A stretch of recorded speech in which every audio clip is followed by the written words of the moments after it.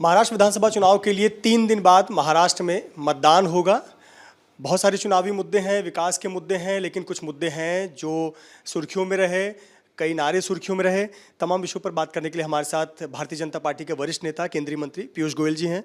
गोयल जी, बहुत बहुत स्वागत आपका एबीपी न्यूज़ पर। बहुत बहुत धन्यवाद सर, हम आपके भाषणों में देख रहे हैं, कोस्टल रोड गिना रहे हैं आप, मेट्रो परियोजना गिना रहे हैं, लाडली बहन योजना गिना रहे हैं, अनगिनत काम गिना रहे हैं, लेकिन जब बात आ रही है मुद्दों पे तो बटेंगे तो कटेंगे, एक है तो सेफ है। मुझे लगता है हम विकास की राजनीति करते हैं, हम महाराष्ट्र को नंबर 1 रखना चाहते हैं।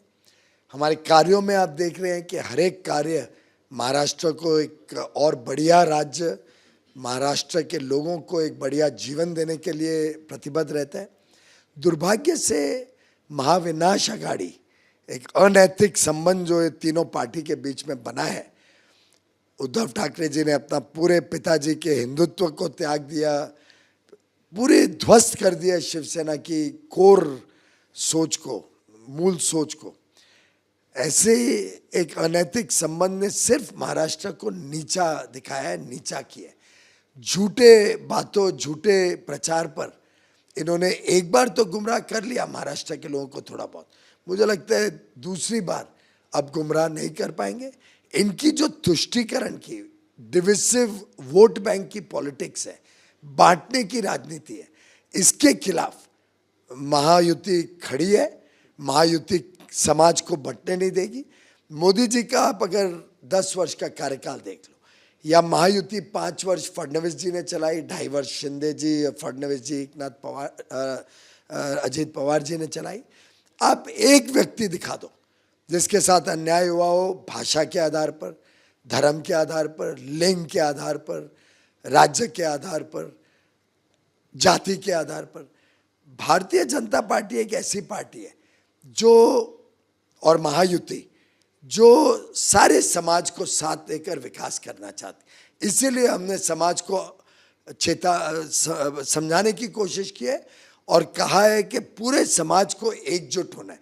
हर राष्ट्रवादी सोच के आदमी को, हर ईमानदार आदमी को, हर वो आदमी को जो देशभक्त है, उसको साथ रहना है, बजाय कि इनकी गलत फहमियों में या इनके गलत प्रचार में फंसना। आप तुष्टीकरण के खिलाफ हैं जो एमवीए कर रही है, लेकिन all India Muslim personal law board के मौलाना है सज्जाद नोमानी, वो तो 269 उम्मीदवारों के समर्थन में पत्र जाहिर कर रहे हैं, प्रेस कॉन्फ्रेंस लेकर।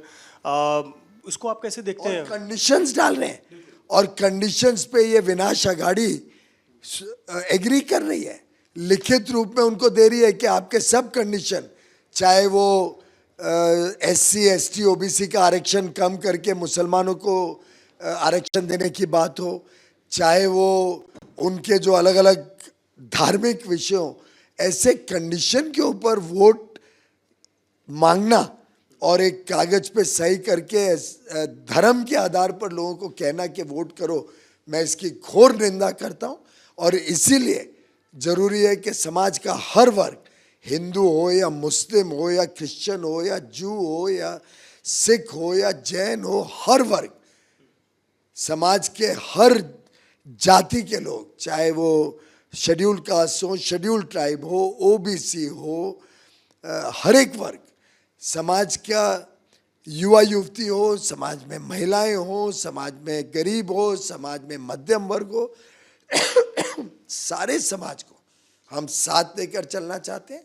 और मुझे लगता है यही ताकत भारत की, 140 करोड़ भारतवासी, 12 करोड़ महाराष्ट्रन, यही ताकत आज दुनिया को भारत की तरफ आकर्षित करती है। शुक्रवार के दिन जुम्मे की नमाज हुई। नमाज के बाद तमाम मस्जिदों में एक ऐलान किया गया कि महाराष्ट्र विकास आघाड़ी के उम्मीदवारों को ही मतदान करना है, बीजेपी को, उनकी विचारधारा को हराने के लिए। ऐसा मस्जिदों में अगर ऐलान हो रहा है तो क्या यही वोट जिहाद? मुझे पूरी उम्मीद है कि ये महाराष्ट्र के 12 करोड़ लोगों ने इसका संज्ञान लिया होगा।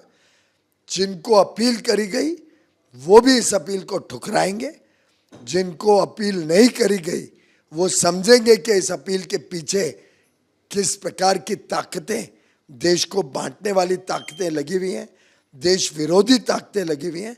और 12 करोड़ महाराष्ट्रन इस पे आक्रोश भी जताएंगे, आपत्ति भी जताएंगे और इसका खामियाना महाविनाश आघाड़ी की हर सीट पर इनको हरा कर देंगे।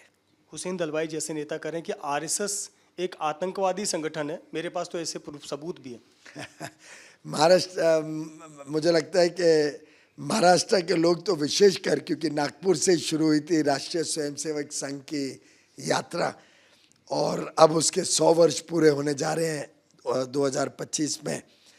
हम सब जानते हैं कि एक राष्ट्रवादी संगठन है, समाज सेवी संगठन है। आज तक मैं खुद राष्ट्रीय स्वयंसेवक संघ का एक सिपाही हूँ, एक स्वयंसेवक हूँ। हमें कभी भी बंटवारे की राजनीति, बंटवारे, समाज को बांटने की बात कभी राष्ट्रीय स्वयंसेवक संघ में सिखाई नहीं गई है। हम सबको प्रेरित किया गया है कि सारे समाज को जोड़ना है, भारत को जोड़ना है। भारत में सभी लोग मिलकर जब काम करेंगे तभी भारत प्रगति और विकास की यात्रा में विश्व स्तर पर पहुंचेगा और विश्व शक्ति बनेगा। बहुत बहुत धन्यवाद सर हमसे बात करने के लिए। भाजपा के वरिष्ठ नेता केंद्रीय मंत्री पीयूष गोयल, जिनका कहना है कि महाराष्ट्र की 12 करोड़ की जनता तमाम मुद्दों का संज्ञान लेगी और महाराष्ट्र विकास आघाड़ी को सबक भी सिखाएगी। कैमरामैन धर्मेंद्र पांडे के साथ Mrityunjay Singh, ABP news, Mumbai. ABP माझा, उघडा डोळे बघा नीट।